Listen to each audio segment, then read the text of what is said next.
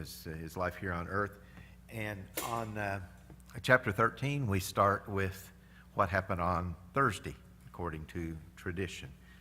And there was Sunday, there was the triumphal entry, and everyone was praising God and all excited about Jesus coming, and claimed him the Messiah. And then less than a week later, their same crowd is yelling, "Crucify him," wanting to get rid of him. But this is the Thursday is called Maundy Thursday. The word Maundy comes from, there it is, the Latin word for mandate or command, because in verse 34, which we'll get to tonight, it says, "A new command I give you, that you love one another as I have loved you."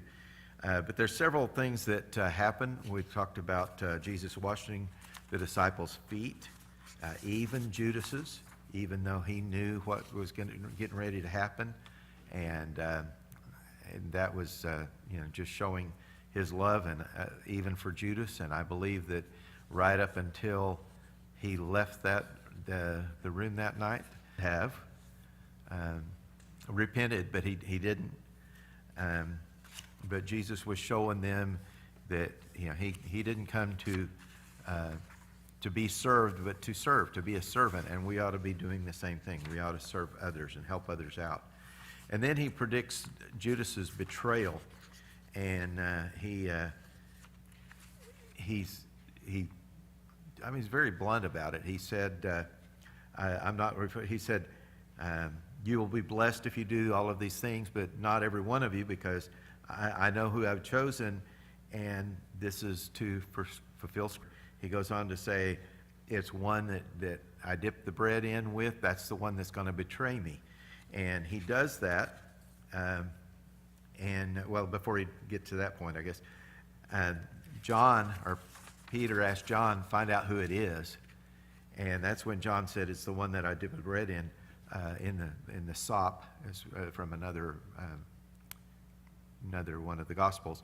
But he dipped it in there and he gave it to Judas. And that's kind of where we were at. And I think John was probably leaning in, trying to find out exactly who he's talking about, and probably really didn't have time to react or to really grasp what he was saying. And so it says in verse 27, this is kind of where we left off last week, that as soon as Judas took the bread, Satan entered into him. And Jesus, "What you're about to do quickly," Jesus told him. But no one at the meal understood why Jesus said this to him. Since Judas had charge of the money,